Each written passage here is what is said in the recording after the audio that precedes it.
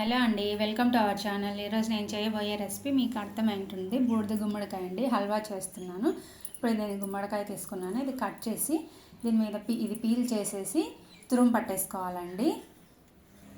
ఇప్పుడు ఇలా మొత్తం సొరకాయ తురుము పట్టి పెట్టేశానండి. ఇది మనం ఇప్పుడు స్టవ్ పెట్టి వెలిగించేద్దాం. ప్యాన్ పెట్టేసి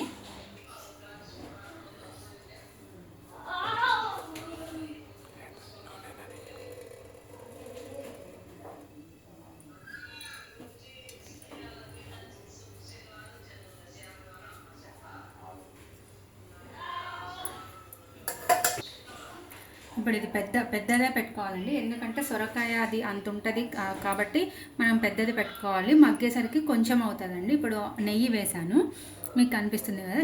నెయ్యిలో కొంచెం జీడిపప్పు వేయించి పక్కకు తీసుకోవాలి. ఇప్పుడు క్యాషూస్ వేయించి పక్కన పెట్టేశానండి. ఇది సొరకాయ తురుము మనం కొలుచుకోవాలి. సో నేను అందుకు ఒక బౌల్ తీసుకున్నాను. బౌల్ తీసుకొని ఇలా కొలుచుకోవాలి, ఎన్ని బౌల్స్ అయినాయి అన్నట్టు.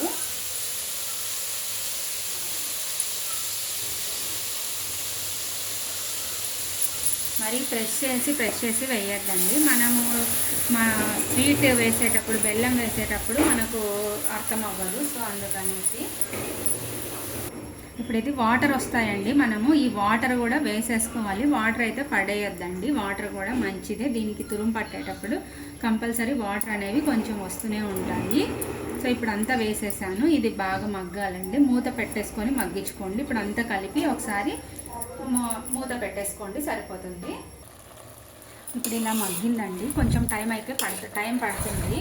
నేను లావు సైడ్ తురుముకున్నాను, మీరు ఒకవేళ సన్న సైడ్ తురుముకోండి. సన్నగా తురిమితే చాలా లేట్ అవుతుంది అనేది నేను కొంచెం లావు సైడ్ తురిమాను, అందుకు టైం అయితే పడుతుందండి. ఇప్పుడు ఇలా మగ్గింది, మీకు అర్థమవుతుంది. ఇలా కొంచెం తీసుకొని కట్ చేస్తే అర్థమవుతుందండి. ఇది ఇలా చూడండి, మీకు ఇలా కొంచెం తీసుకొని ఇలా అంటే ఇలా కట్ అవుతుంది. సో మనం ఇంకా ఇప్పుడు మళ్ళీ బెల్లము అవి వేసుకోవాలి కదా, ఇంకా కూడా మగ్గుతుంది. ఈ వాటర్ కన్సిస్టెన్సీ పోవడానికి మూత ఓపెన్ చేసే పెట్టుకోండి, ఎవాపరేట్ అయిపోతుంది. సో ఇప్పుడు కొంచెం లైట్గా సాల్ట్ వేసుకోవాలండి, ఎందుకంటే సోర్ టేస్ట్ ఉంటుంది కదా గుమ్మడికాయ, అందుకనేసి లైట్గా సాల్ట్ వేసుకొని తర్వాత బెల్లం వేసుకోండి. ఇలా కొంచెం నేను ఈ క్వాంటిటీకి ఒక 1/2 టేబుల్ స్పూన్ వేసాను, మరీ ఎక్కువ అయితే వేయకూడదు, మరి టేస్ట్ మారిపోతుంది. సో ఇదంతా ఒకసారి అలా కలిపేసి ఇప్పుడు బెల్లం వేస్తానండి. ఇప్పుడు బెల్లం తీసుకుంటున్నాను, నాకైతే 2.5 కప్పు వచ్చిందండి సొరకాయ తురుము. సో నేను అందుకనేసి ఒక 1/2 కప్ తీసుకుంటున్నాను. 1/2 కప్పు కొంచెం ఎక్కువ తీసుకున్నాను, అంటే ఒక బౌల్కు పావు బౌల్ అలా తీసుకోవాలి అప్రాక్సిమేట్గా. మీరు ఒకసారి మళ్ళీ అంత కలిపి ఒకసారి అయిన తర్వాత టేస్ట్ చూడండి, ఏదైనా తక్కువ ఉంటే కానీ మనం వేసుకోవచ్చు, ఎందుకంటే మరీ ఎక్కువైతే తినలేము కదా. సో అందుకనేసి ఇప్పుడు వాటర్ అంతా ఎవాపరేట్ అయిపోయింది కదండి, లైట్గా ఉంటాయి అవి.